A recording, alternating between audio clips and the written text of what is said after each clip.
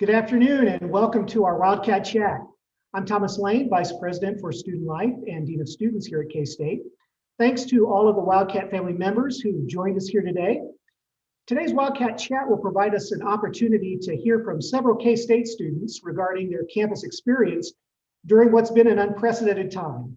I'll have the pleasure of introducing our panel in just a moment, but first, let's view this video of several of our participants talking about their typical day at K-State.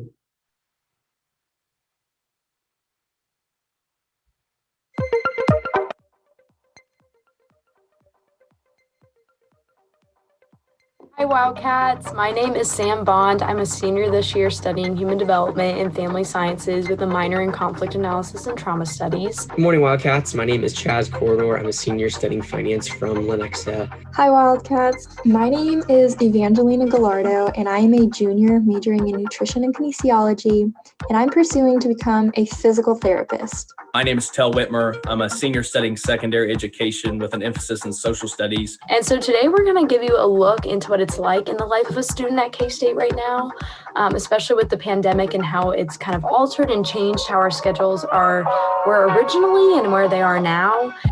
Say hi, everybody. Currently I'm in my room, which serves kind of also as my classroom, given the circumstances. So currently I am in the engineering building and I am just working on an exam review for one of my courses. I am now in my living room where I spend a lot of time studying, kind of get out of my room. Sometimes I need a different space in which I can study because sometimes being in your room, you just want to hang out. My professor is actually in the classroom, but the rest of us are on Zoom. We had a class presentation earlier, so professors are really just trying to navigate a normal school year in the most unnormal of times. I think they're actually doing a pretty good job, and we've had some really good discussion in these classes. We also have a lot of student organizations that has had to adjust to these changes as well. So I'm here outside of our Wildcat chamber. You can see the Privilege Fee Committee meeting behind me. They're in a hybrid setting, so not only do they have committee members and entity directors that they're meeting with and interacting with, but they also have committee members and students that are able to attend in person. And so right now I'm just on handy dandy Canvas where I get all my assignments through here. A lot of my classes are asynchronous, which just means that a lot of it is online and I kind of get to make my own schedule with how I do it. But a lot of the time I'm sitting here with roommates. It's my friend Sophie. And so we're here at the table, and this is often where I am nowadays because of COVID. I like to start my day out with a run, especially on Wednesdays, which is today. I start a little bit later, so I have some extra time. Might as well stay in shape, right? It's kind of cold, but I'm bundled up, getting stretched out. I'm ready for this run.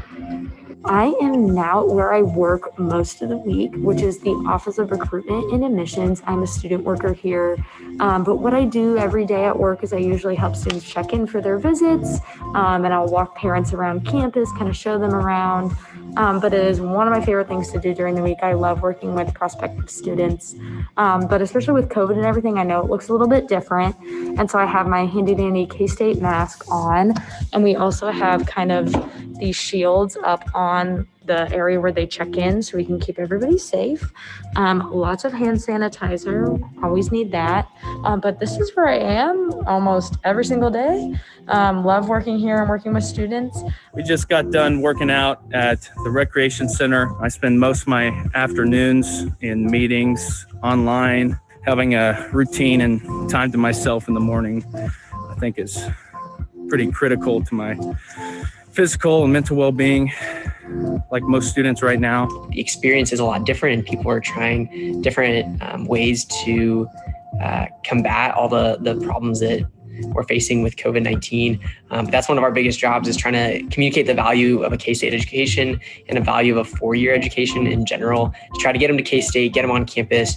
Even if their experience won't be exactly what they think it'll be, it's still an experience worth having and worth getting them on campus for. I have 3 words of encouragement for you guys. First one is stop having high expectations, whether it's for yourself or others, because it's not healthy. Number 2 is prioritize your work from most important to least important. And lastly, take care of yourself, because you are important and you matter.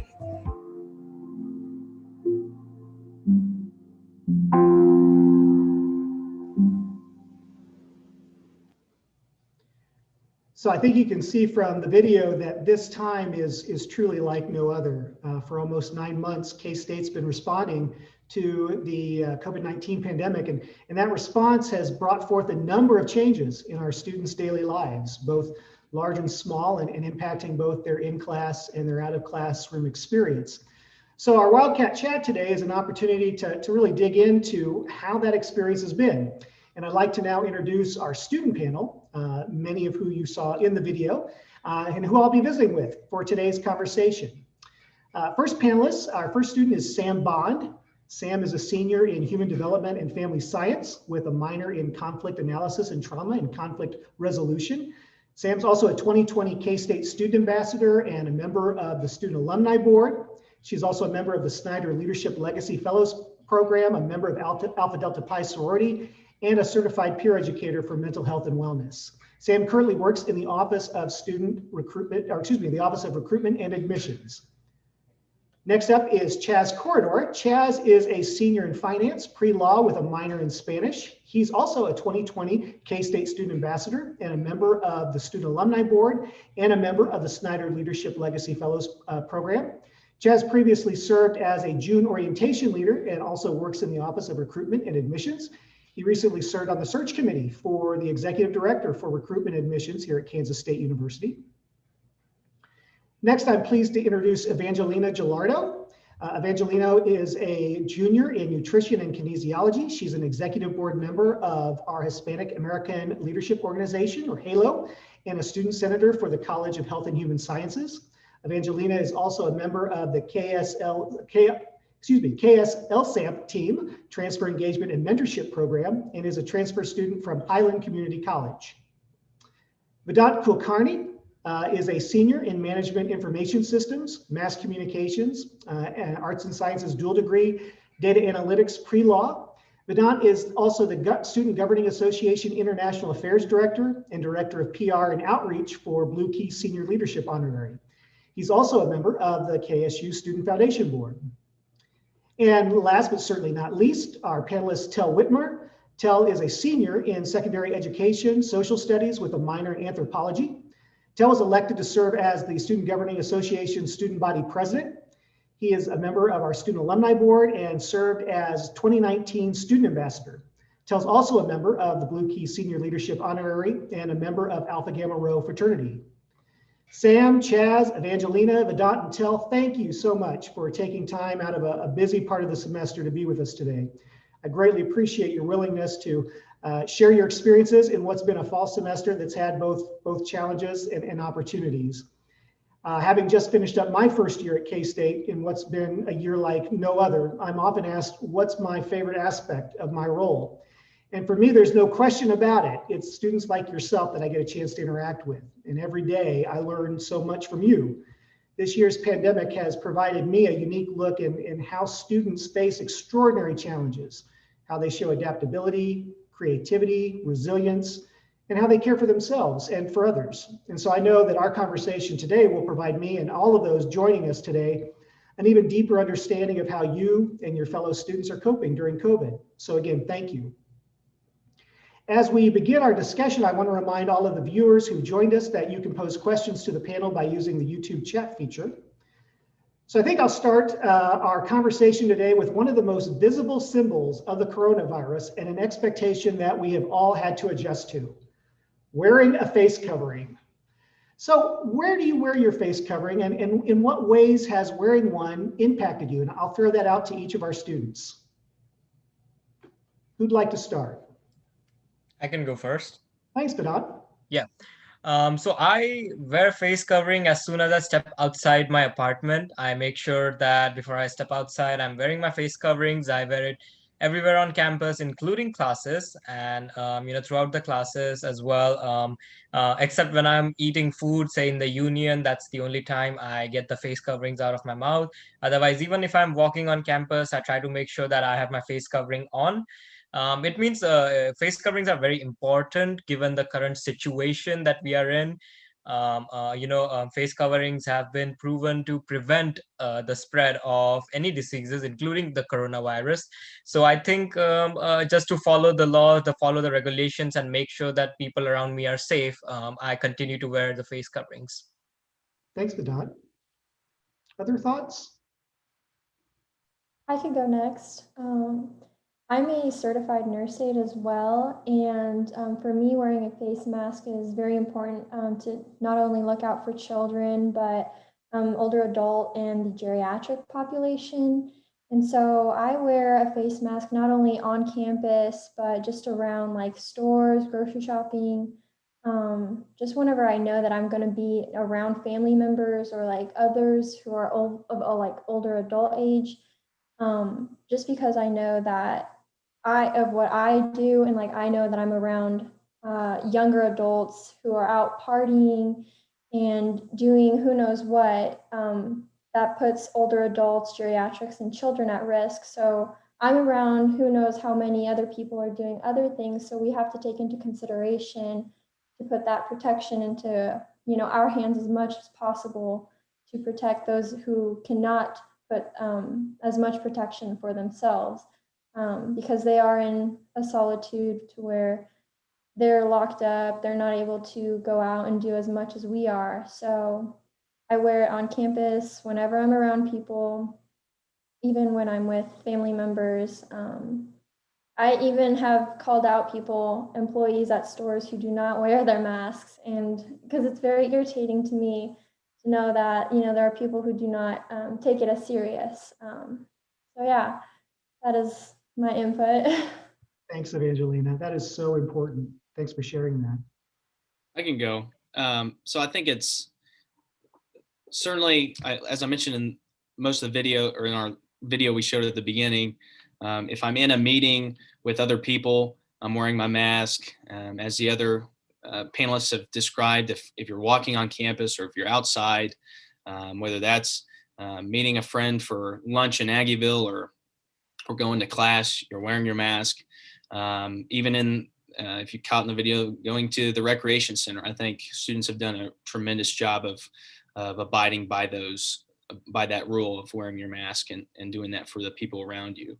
I think just an observation, I think no one would have expected, us to be in this situation. And I think we finally got to a place where it's become it's a much more normal thing for people to wear them, and a much more comfortable thing for people to do, again, for the good of the people around them. So I've been really proud of our student body for responding in that way, and we just got to continue to do that. Thanks, Tel. Anyone else want to chime in on this one? Yeah, I would echo with Tel. am very impressed with the response of the student body. I know, just kind of as a microcosm, if you watch like a college football game on any given Saturday and there's a pan shot of the student section, at a lot of schools, students and fans in general aren't really following too many mask or social distancing guidelines.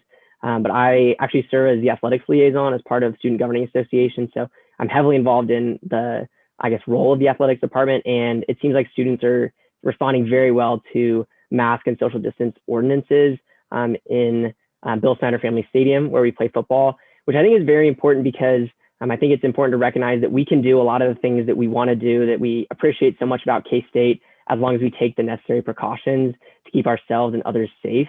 And so been very impressed with the actions that K-State students are willing to take and sacrifices that they're willing to make in order to kind of keep some of the traditions and the experiences that come with being a K-State student around. Thanks, Chaz. Sam, anything from you on face mask? Hopefully you haven't done what I've done and forgot yours in the car sometime. Yes, it's definitely a new normal to what all I should be bringing with me in my purse or my bag wherever I go. But everyone brought up just such great points and how our actions truly have more consequences than just our own lives. This is affecting families coming in from game days on the weekends. I know Chaz and I work heavily with prospective students that we don't know where they're coming from in the US, and the fact that we are able to follow these guidelines and wear our masks to keep our student body safe and the people in Manhattan a little safer means that we can have more students come to K-State and continue our recruiting process. which is key in, I think, a lot of what we're dealing with in this pandemic. We don't want the numbers to shrink. We want more students to come to K-State because we love it here and we want others to enjoy it. And so it's good that we are taking these precautions so other students can come visit our campus and hopefully join in on our student body someday. That's great. So thinking back to March or February of 2020, and set your mind back there for a moment, and now think about what's changed in your daily routine since COVID-19 happened in March of 2020. How's your daily life changed? We've talked about mask wearing. What other differences might be going on? I think we've all had to figure out ways to bring our professional and academic lives in completely new settings, obviously with whether it's being at home or finding some quiet place to study across campus. And so we've all, as everyone in the world, gotten a little more familiar with Zoom and kind of navigating the online school mode. Your brain kind of turns into a different, I guess, speed, and having to like re-navigate into the academic school year this year and kind of combine both like a hybrid on campus and also Zoom mode has been definitely an adjustment for me that I'm trying to kind of compile all of those different experiences to be the most successful. Thanks, Chaz. Other thoughts? Yeah, and like for me, just trying to get acquainted with having labs online has been a challenge for sure. Just because I'm more of a person who likes to go in class and do a work with hands and everything to understand different areas of studies. Along with that, while the online environment has given a lot of free time, in your hands, it not necessarily is a productive time.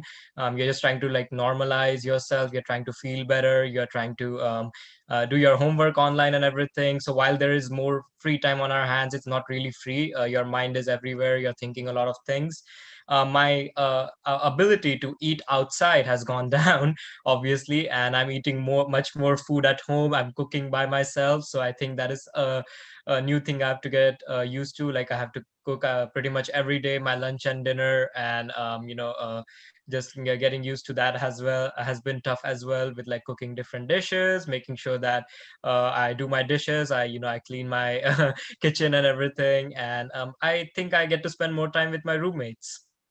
So what's been your favorite dish that you've cooked so far, Vedant? So I cook mostly like Indian curries. So there's a curry called paneer, and I think I cooked like 5 different types of it. So I think that's my achievement. Delicious. Thank you. How about our other panelists? How has COVID affected your daily life? Yeah, well, I think Vedant had a really good point, which is that especially with the asynchronous courses we have now, where you're going at your own pace, you have so much more free time. That's not necessarily free. It's up to you to decide when and where and at what time you want to buckle down and really focus on whatever task is at hand. So I just think one of the challenges, without our in-person structure that we typically have, has been working to schedule and manage your time as a student. Kind of gaining those skills of time management and prioritization in a really different kind of context, isn't it? Mm-hmm. Yeah.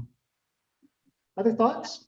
I know that I've had to really alter how I provide myself self-care. I know with the pandemic, we have to create a new mindset for what's safe for us, but also what can we think about that's positive. And I know it's been really difficult for me.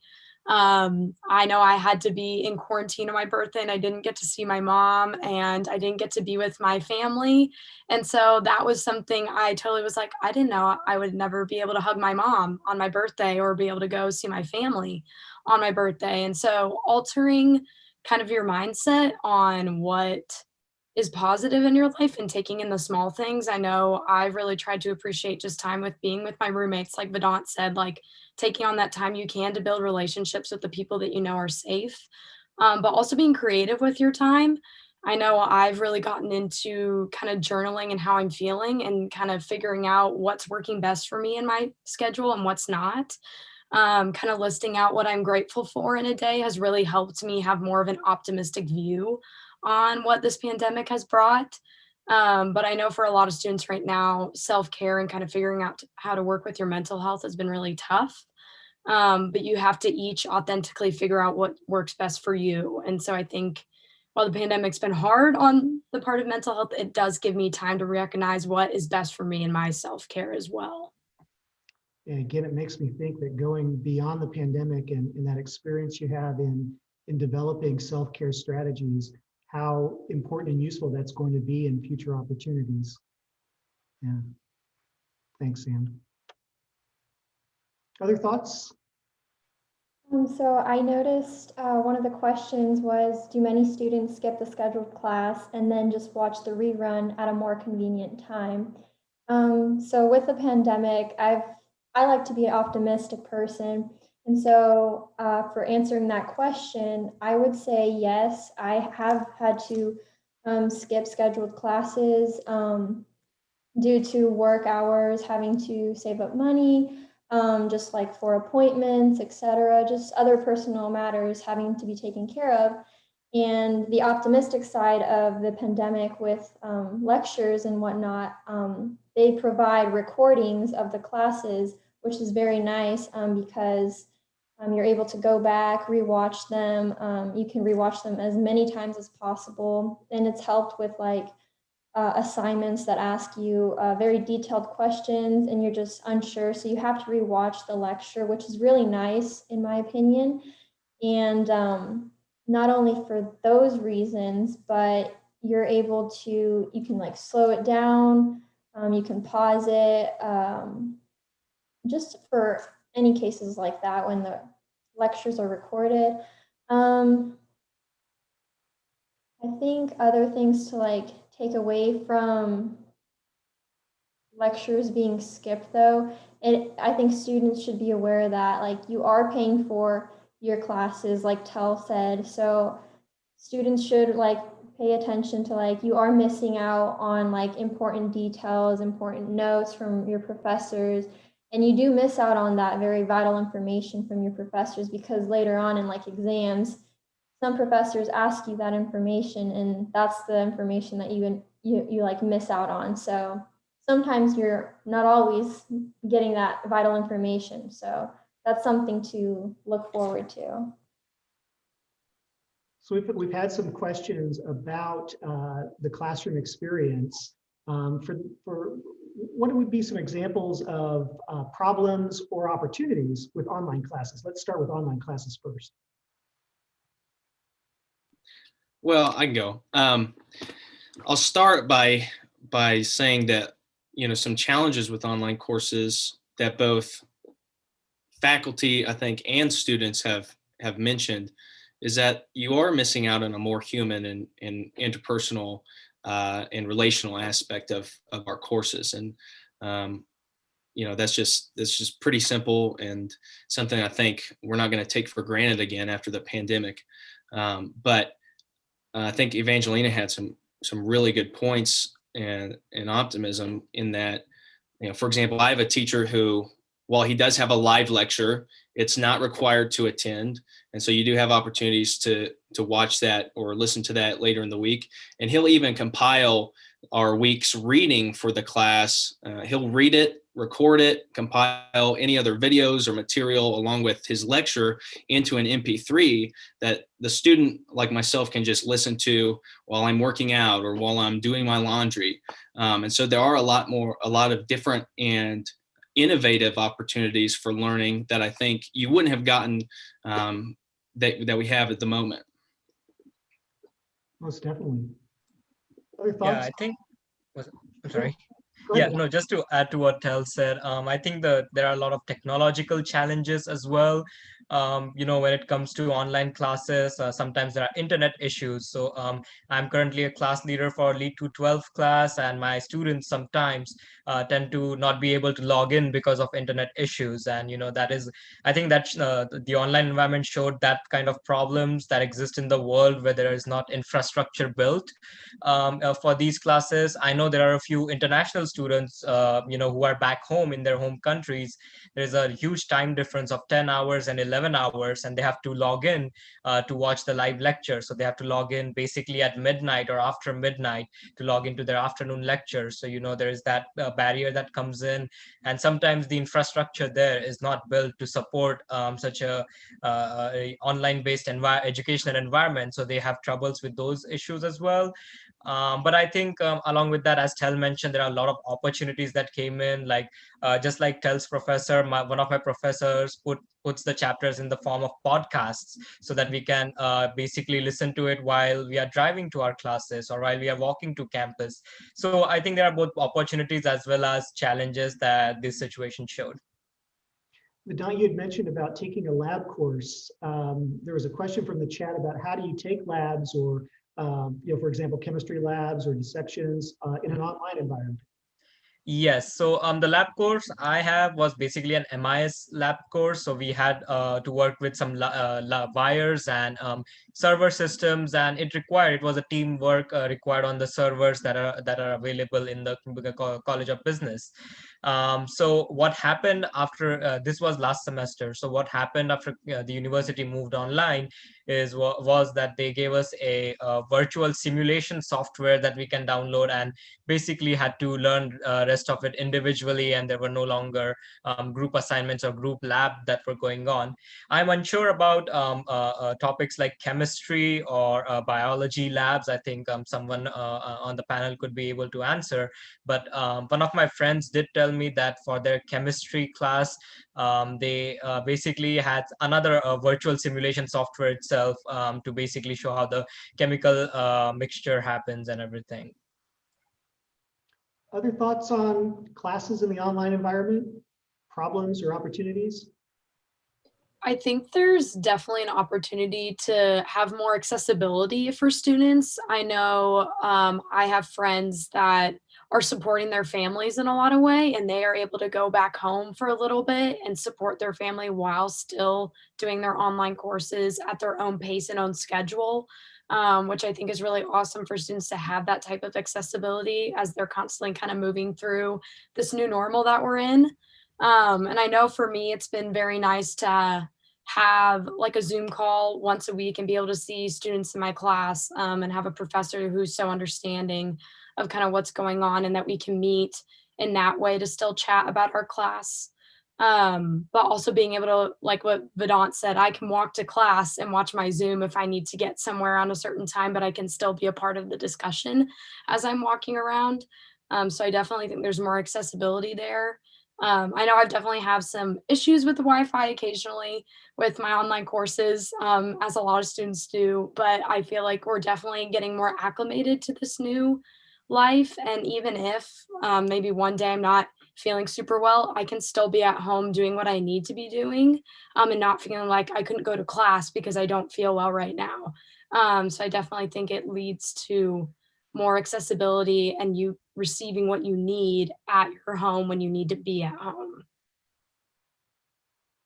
I think to add on to what Sam and like what Tel also said, like having to be able to like listen to the recordings or like lectures like while you're like getting to class or while you're in meetings. Like I've been able to like join the class or like a meeting while I'm working out or like as I'm getting somewhere or walking to another building. And I feel like that's been very helpful for like if I'm running late or something. But I think for adaptability circumstances, I think this provides, having to go through this pandemic, I feel like it's provided an opportunity for in the future, here soon, possibly for like winter circumstances, for like when students aren't able to get to campus due to like icy roads or like the snow or it's storming really bad or like just like having phobias of like unsafe precautions. And I think this environment of being on Zoom will be a great opportunity for like professors to provide to students for those instances in the future, so that like classes won't be canceled or like classes will be able to like pursue on, and like students won't have to be held back. Like mental reasonings, I feel like they'll be able to be taken care of. Like students will be able to take more classes online for those who are like fearful of like being around others or just have nervous emotions and things like that. Like there's going to be like great accommodations. Like I really see so much positive adaptability with this whole Zoom that we've had to go through. I know a lot of people see negative outcome from it, but I think there's a good outcome to see from having to go through this process. So beyond Zoom fatigue, there's hope for some learning and increased accessibility and access to education.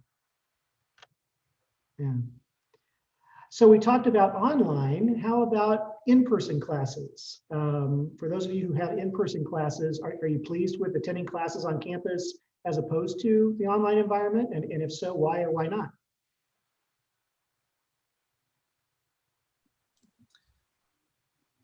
I'll go real quick. Yeah, I'm very lucky, I think, to have really good, it's actually a really good instructor. So I have my 3 in-person courses are all taught by the same person in the College of Education. And we're very limited, I think, in our instruction, kind of like what we talked about with labs. In education class, we're historically and typically a lot more hands-on in trying to do things in the classroom. And so we've been limited in what we can do this year. But like I mentioned before, you are, when I'm able to meet in person, you're getting to see your classmates, socially distanced, sitting down in a chair, wearing a mask. So you're not always getting to see people's facial expressions and those more personal things, but you are getting to see them and interact with them and your instructor in a way that you're not necessarily getting at online via Zoom or another platform. So I've been very pleased with it. Again, it's not the same as it would have been, but I think it's definitely a unique part of my experience as a student, still being able to connect with my peers and my instructors. Thanks, Tal. What are some of the differences in the in-class experience this semester versus previous semesters? Are there certain things that a student is responsible for doing in the in-class environment, or is there certain procedures that you go through? Talk to us a little bit about that. Yeah, so Tel mentioned classes are socially distanced, so you are spread out. You also, a lot of times the professor will either put a like Clorox wipe or some sort of disinfectant either in the classroom or just on every desk. And so when you come in, it's kind of standard protocol to wipe down that desk and then or wipe it when you leave. So either cleaning up behind or before the next student. A lot of times the doors, I notice in the College of Business, which is where I spend probably too much of my time, are either indoors or outdoors. So we're trying to just keep the traffic flow going in the same direction. Similar with stairs. So stairs either are for going up or for going down. And like I mentioned earlier, students actually are pretty good about that and keeping each other safe, which I really appreciate because I know that's something that a lot of professors and students were kind of nervous about, but we've actually done a pretty good job of following those protocols. Thanks, Chaz. Any other thoughts about in-person classes? I think, personally in my experience, it looks really weird, the new in-person environment, just because one of my classes, which is in person, is very asynchronous because there can be only 14 students at a time in the classroom. So in a classroom that would generally host 45 students, there are just 14 students, and we are all socially, distanced, and all are wearing masks, face masks, and the professor is wearing a face shield. But the professor constantly has to be reminded sometimes to share the screen because there are people going on Zoom at the same time. And so it's a really different environment. We used to have a lot of class discussions in a pre-COVID time where we would get into groups and do class discussions and group discussions and group work in the class, but that does not exist anymore.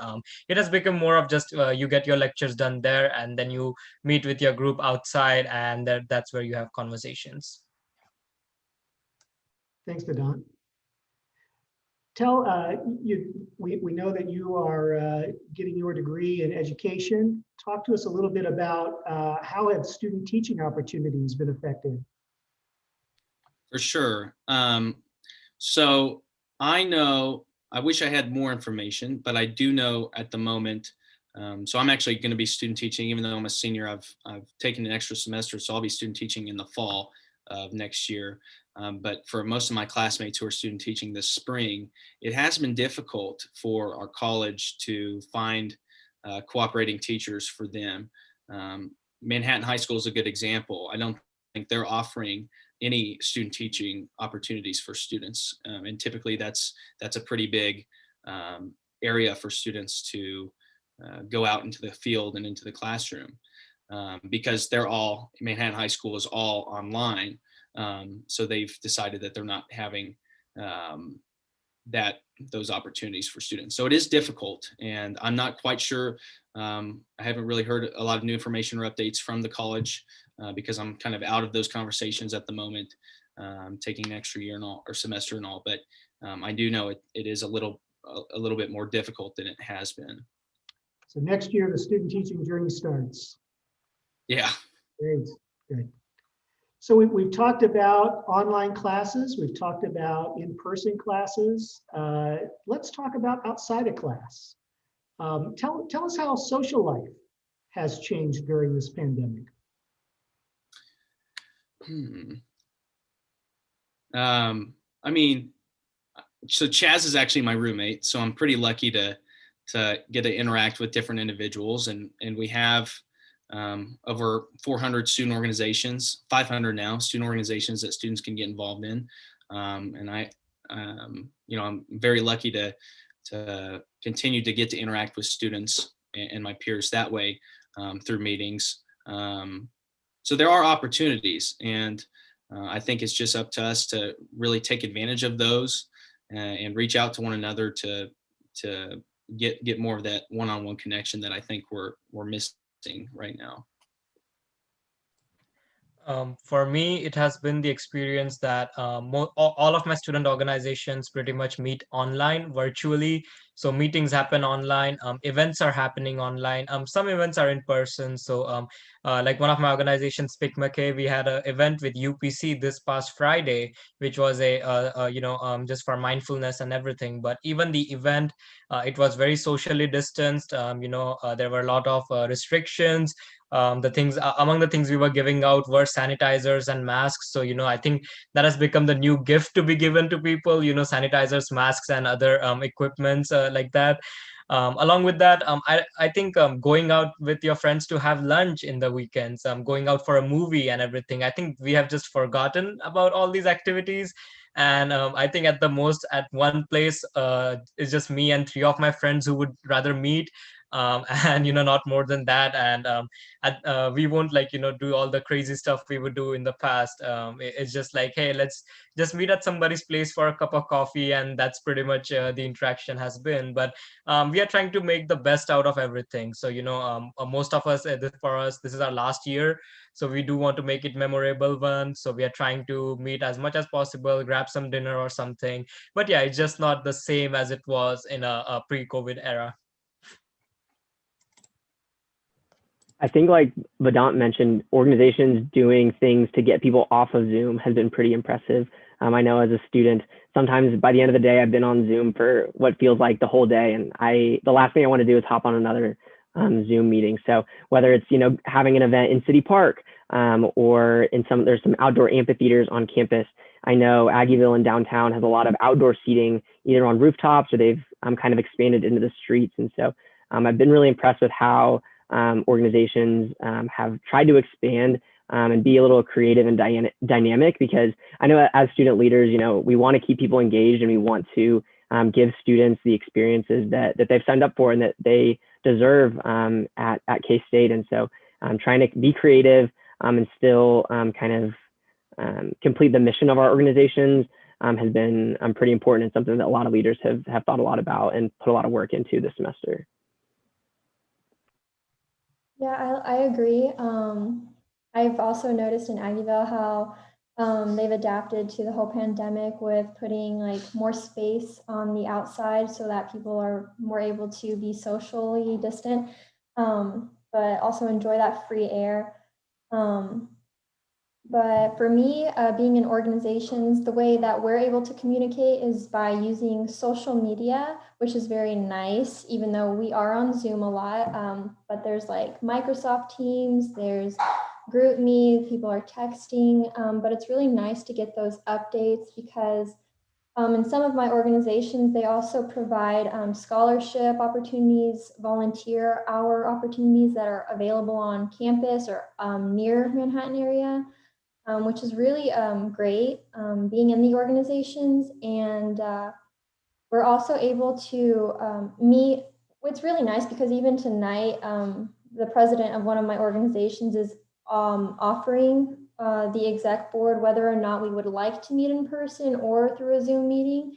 So it's really nice that they are asking, being communicative, and depending on whether or not, like how many students are able to come to campus in person will depend on, what the meeting will be about, what we need to go over, rules and regulations, etc. But I do feel like that our organizations have really adapted well to the pandemic, and we have been adapting really well. Everyone's always wearing masks. It's still been a very overall fun experience. We're not we're not like trying to pretend that we're not having fun or forgetting what our organization is about. We're still like advertising, making flyers, reminders, etc. Yeah. I know that my form of socialization the past couple of years, kind of before the pandemic came into this, was my sorority life and what I could do through my sorority to get involved in either philanthropy events or socialization events. And I know one way we've been able to adapt, and something I thought was so creative, and what I would definitely recommend to other people is, I know my senior group and I, being seniors this year, our last year, we got to do like an online Zoom wine night with a professional sommelier, and she like went through with us like all the different types of wines, and we got to do as like a small group in a safe way. Got to enjoy our time together, kind of being seniors this year and celebrating that. But also being smart in how I spend my time with either my sorority sisters or people outside my home. I know I've gotten tested, I think probably 4 or 5 times in Manhattan this year, just because I want to be safe and I want to protect the people that I care about. And I know a lot of my friends, if we want to do something together and want to feel like we're doing that in a safe way, a lot of us will get tested just to make sure that we aren't going to spread something that we don't know we have, just because I know there's sometimes you don't always know what your symptoms are going to mean. But utilizing testing, I think Manhattan, while I know at the beginning it was difficult to get everybody in and get tested if they were feeling those symptoms, I think they've approached it in a way where they've made it really accessible to students to get those tests when we've needed it, in order to protect our roommates or other people and even our families if we decide to go home or somewhere else.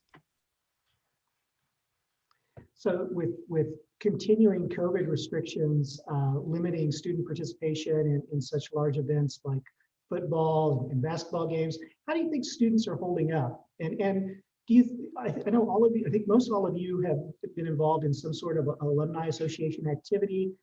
What do you think about in terms of impact that their student experience might have on their affinity going forward for K-State?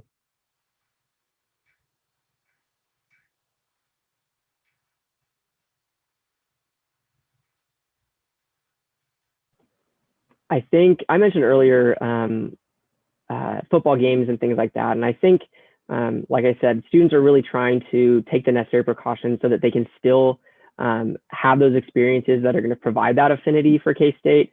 I know a lot of students aren't in Manhattan, but the vast majority are. And so I'm not feeling any less connected to K-State or any less of a K-State student or part of the K-State family this semester. I've so enjoyed my time as my first 3 years. And I think it was Vedant mentioned, this is our senior year. I'm trying to get as many experiences as I can. And so I have had no loss of affinity for K-State. And I'd like to think that most people are in the same boat as me.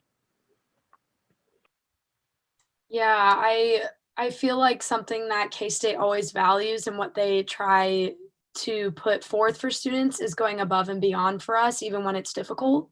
And I've just felt like every staff member I've talked to, different event areas where I've been able to discuss with people, the fact that we even have what we have right now and people are trying to do it in a safe way is so impressive to me, that we're even still having football games that students can go to, still providing alumni the opportunity if they want to go to games or come to certain events like this platform, is so impressive to me that we're still putting forth the effort.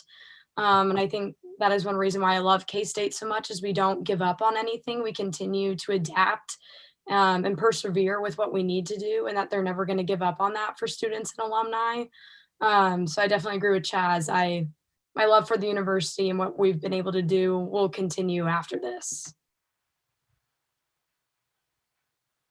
I agree with Sam. It's really good to see, as I've said before to other students, it's nice to see, it's not nice to see other students struggling, but to know that you are not the only one going through as much of effort and all this work with all your classes and however many jobs you're in or, shadowing and volunteer hours.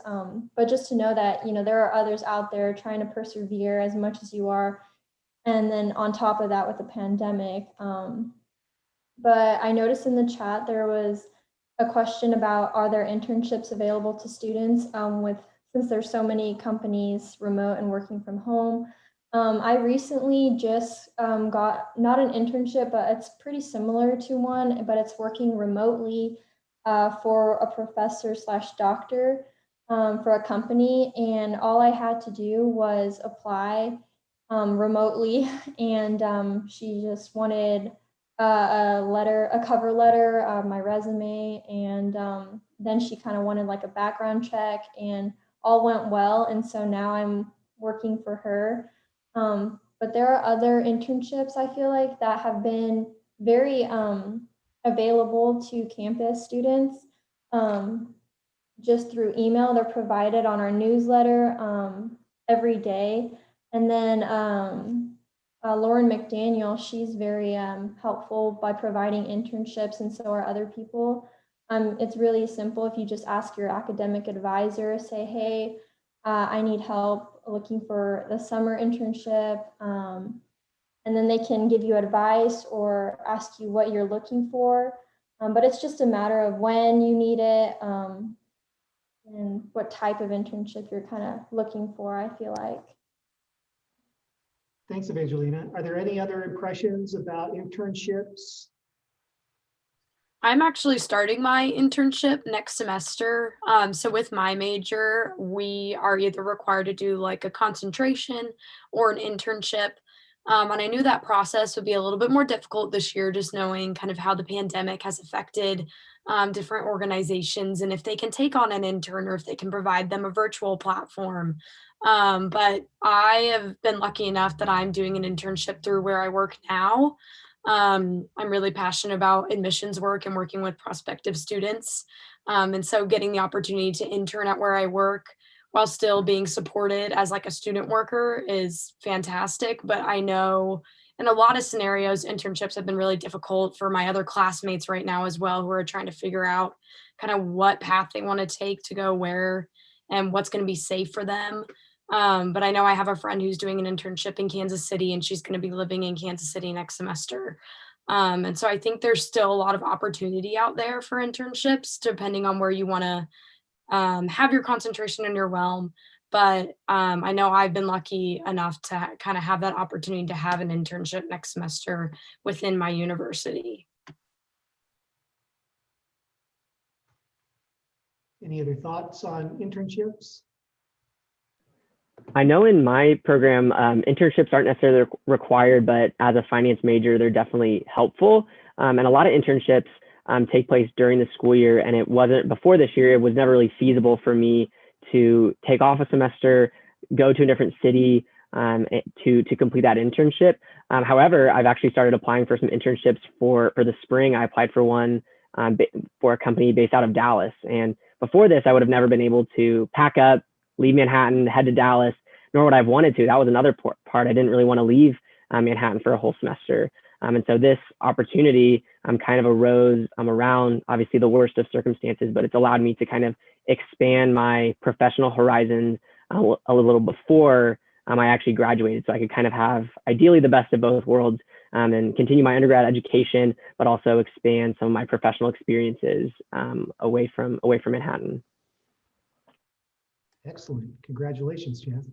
Yeah, I think for the internship point to, just add a little information, being an international student right now isn't really, helping me with internships, unfortunately, just because the pandemic obviously has hit everything hard, but companies are very hesitant to hire a foreign talent right now. And with also the elections going on right now, I think focus largely is not on what's happening, with the international students and stuff like that. So it's definitely challenging for me. I applied at multiple places, but unfortunately, I haven't received a positive response yet. But I'm hopeful. I'm hopeful that things will turn around. I was, I got the opportunity to do an internship this past summer. So I'm hopeful that just like me, other international students also get the opportunity to do it in the upcoming year as well. Thanks, Vedant. So in your video portion, you mentioned about the importance of physical and mental well-being and taking some steps to make sure that you're taking care of that. I'd be interested in knowing from our panel, what steps do you take to cope with the stress of a pandemic, to make sure that you're engaging in self-care and just being sensitive to your well-being?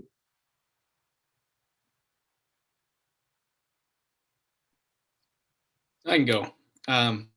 I liked what Sam mentioned earlier this afternoon about practicing gratitude, and I think that's really important, and that's something that's been pretty important to me in my time here at K-State. So whether that's writing things down that I'm grateful for, I think journaling, and I certainly don't do it enough, but taking time to really sit down with your thoughts and have time to yourself. For me, often that's going to our recreation center, where working out for me and prioritizing my physical health is just as important for my mental health as well. And so I think we do a tremendous job of providing those resources. I know our counseling services have, I have many friends who've reached out to them and have been utilizing them as well during this time, making sure that they're talking about everything going on and learning how to manage their time best. But kind of one of those themes that we've talked a lot about tonight was having more free time to do those things and to take time to yourself. And I think it's just up to us to take that opportunity to really, schedule in those times for our self-care. Thanks, Tal. I think Tal brought up some good points with the counseling services provided here at K-State. They're right next to the Levine Health Center, where students can go to get looked at for their temperature, anything needed. Students here at K-State are provided with a certain amount of free services, and then after that, if they're still needing help or any more counseling, then I believe after that they're able to provide a payment or some sort. But what I usually like to do is take any time that I have between classes to go and work out when I can. Otherwise, and I go to the rec at the Chester E Recreational Center here at campus, and that's also provided for free because we're paying for our services and as a student. which is very nice, I believe. I have the accessibility to get there. It's really close near campus. They provide all the equipment possible. If not, then I'll go work out at another gym with another friend if I don't have time. I think diet is also very important. An important film I just watched, it's like a documentary. I think anyone out there could find it very informative. It's called What the Health. If you haven't seen it, I highly recommend. You will learn so much, but it's very informative. So, but yeah, just have a good social group too. They help with motivating you, supporting you in physical activity, nutrition. Yeah, I think timers also help, planners. That also helps with everything too, staying organized and getting things done.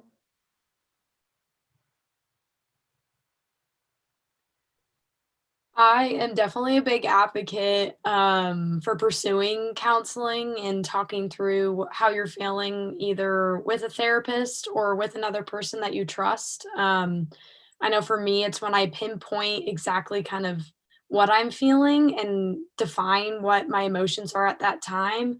I can kind of move on from that, saying, okay, this is how I feel in this scenario, in this situation. Okay, I can move from this and I can kind of create a more positive pathway once I'm able to identify how I'm feeling in a certain moment.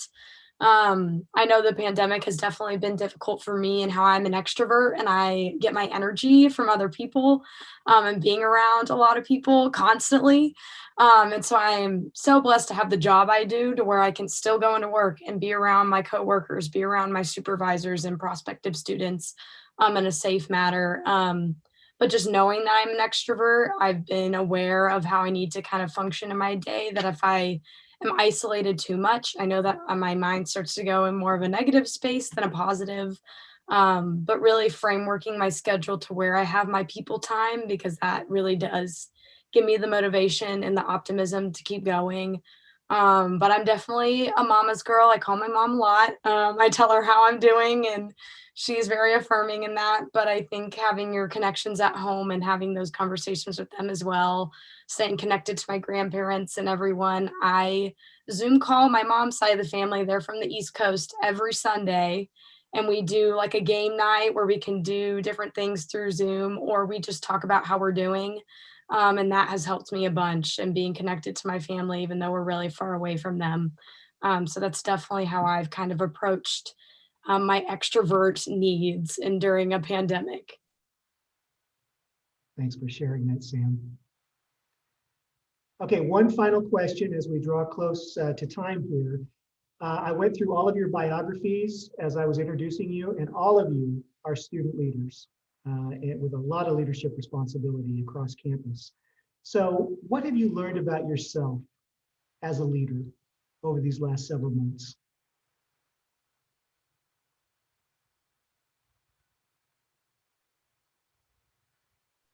I can go first really quick if anyone else has anything.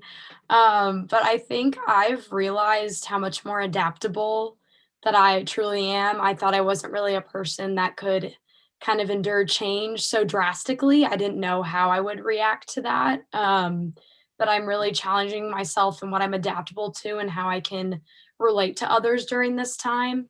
I know at first for Chaz and I, it was really difficult to have things kind of be cut off in our student ambassador positions this past year.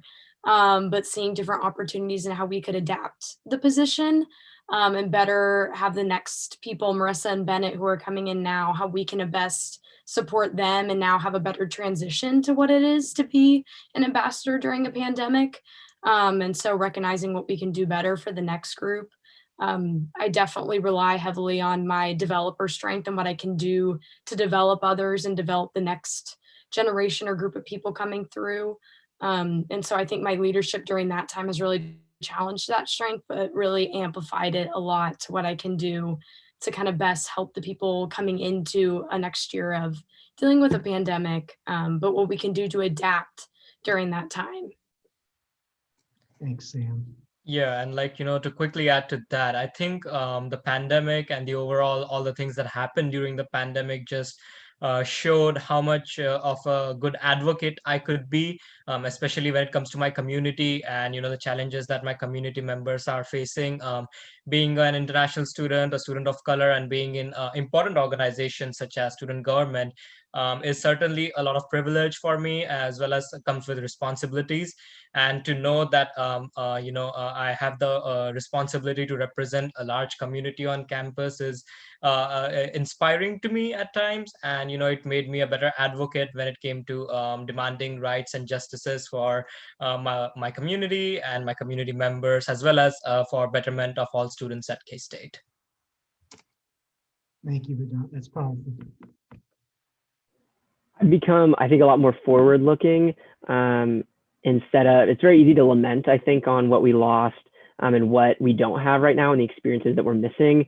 But I think it's also very important to kind of look towards the future. How can we solve, these are the problems that we have right now. They're not going to go away unless we fix them. And so how we can kind of address these problems head on, and what I can do as an individual leader, and then also in my groups and my organizations, how can we as a collective whole try to make things better and make them the best we can, because like I said, the problems aren't going to go away unless we can kind of do something about it. And so that's kind of what I've tried to focus a little bit more on, as opposed to looking back and regretting, I guess, what's not around anymore. Great stuff. I know we're running out of time, but yeah, there is just so much that the pandemic's shown that is out of our control. And so really focusing on those things that are within our grasp, like your effort and the ability to, build relationships with those people around you, I think has been a key for me. I'd like to add on to all of that.